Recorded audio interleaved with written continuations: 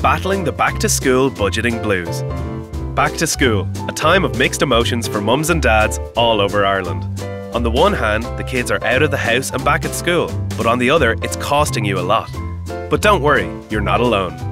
In fact, more than 80% of Irish parents think getting the kids back to school is an expensive business, with 28% saying it affects their monthly budget, including paying the bills.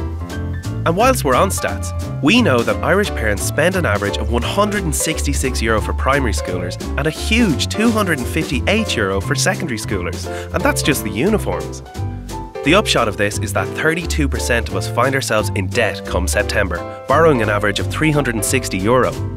But there are ways to manage the cost. For example, get into the habit of putting a little aside throughout the year for a rainy day school fund.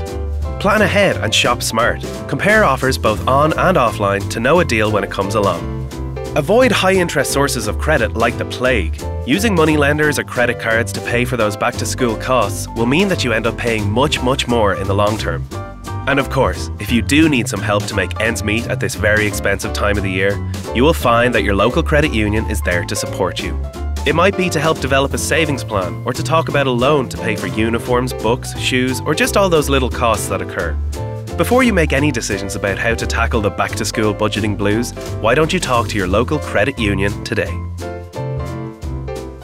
Loans are subject to approval. Terms and conditions apply. Credit unions in the Republic of Ireland are regulated by the Central Bank of Ireland. Credit unions in Northern Ireland are authorised by the Prudential Regulation Authority and regulated by the Financial Conduct Authority and the Prudential Regulation Authority.